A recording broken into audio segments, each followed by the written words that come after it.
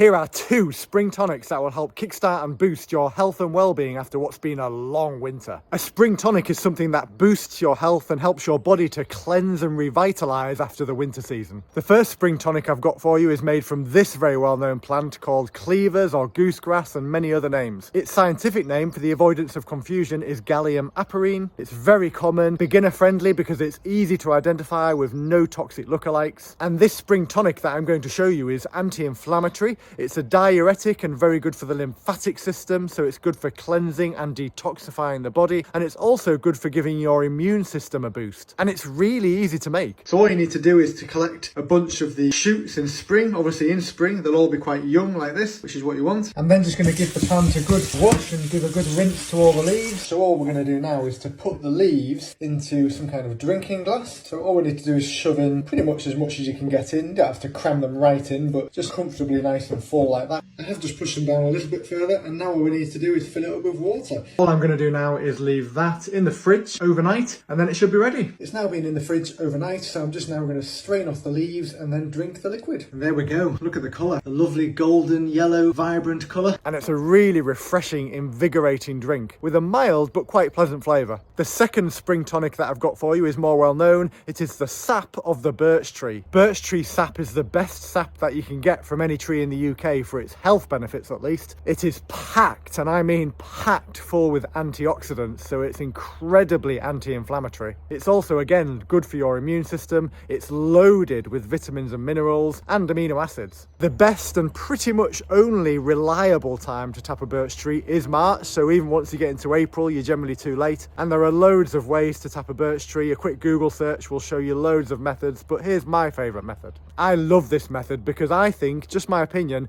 it strikes the best balance between minimising the impact on the tree while still getting a decent amount of sap. Firstly, I'm going to make the tool that I'm going to use to transport the sap from the tree to my container. And I use a piece of hazel branch like this one. It only has to be 3 or 4 centimetres long and quite thin, maybe half a centimetre thickness roughly, but it must be a piece from a living branch. You can tell a branch is living on hazel because in March it will have buds or even young leaves on it, and they bend easily without snapping, whereas a dead branch will not have the buds on and it will snap easily as soon as you try to bend it. What I'm going to do first is carve one side of the branch down to the point where we can see the pith in the middle. I personally carve both ends like this, then the middle. You can see here that I've gone down to this green pith at one end, and I don't want to go any further there. So my aim now is to achieve that across the length of the piece of hazel. So I'll carry on carving across the rest of the length. Once done, I'm just going to use the tip of my knife and use it to scrape away the pith. This creates some nice natural guttering. You can probably just about see the guttering down the middle there with the pith scraped away. And this is why we use a living hazel branch, by the way, because the pith scrapes away easily on a living branch, whereas on a dead branch, it's tough to scrape out. Now that I've got my tool, we need to find a birch tree at least 25 centimetres in diameter, and also just double check the leaves aren't out yet, because if they are, it's definitely too late. I then use my bottle to measure where I need to go into the tree by putting it against the tree like this, and then I take my knife and go into the tree like this at a slightly upwards angle, because remember we want the sap to come out, and if we go downwards, the rising sap won't come out. I then find a rock to use as a hammer to get the knife in, and as I go in, I periodically just wiggle my knife up and down to create a small entry for the tool we made earlier. You only need to go in about 1.5 to 2 centimetres at the most though using this method, so it's not far. And you may see sap coming out onto the knife like this, which will tell you that sap is indeed rising and you are good to go. By the way, if there was no sign of sap rising, I would just seal up the gap, like I'll show you later, and move on to another tree. Now that I'm in as far as I need to go and have a little gap made, I then put the hazel in with the gutter facing downwards, because the sap will cling to the gutter, run down it and into the bottle. So I put it in and you can straight away see sap dripping from it. So now it's time to put your bottle underneath to start collecting the sap. Just remember to ensure the bottom of the hazel, where the guttering is, isn't resting against the back of the bottle, because that could potentially stop the sap from dripping into your bottle. It may end up dripping down the side of the bottle instead, and we don't want that.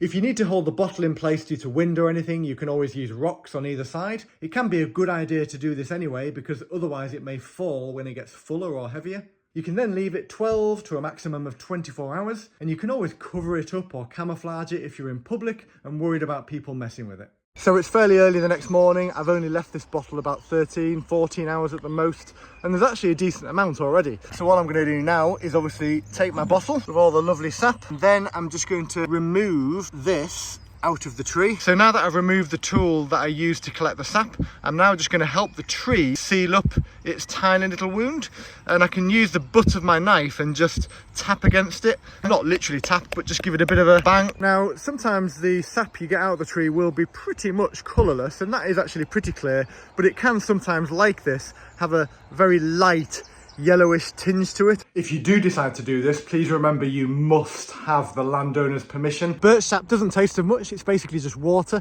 maybe with a tiny hint of sweetness and a tiny hint of flavour, but seriously not much. It really does just taste like water, albeit probably the nicest water you will ever have. Keep in mind though that it doesn't keep that well, unfortunately. After as little as 2 to 3 days it can start to ferment, and then it starts to taste a bit more acidic and generally not as pleasant. You can freeze it, of course, if you have the freezer space, but if not, I'd recommend tapping an amount that you're likely to drink over a 2 to 3 day period. In the fridge it might keep a little bit longer, it might keep up to 7 days if you're lucky, but the point is this is best consumed fresh and quite quickly. If you want to turbocharge this spring tonic, you could even combine the two by making your Cleavers spring tonic using birch sap instead of water, combining the benefits of both into one unbelievably healthy drink.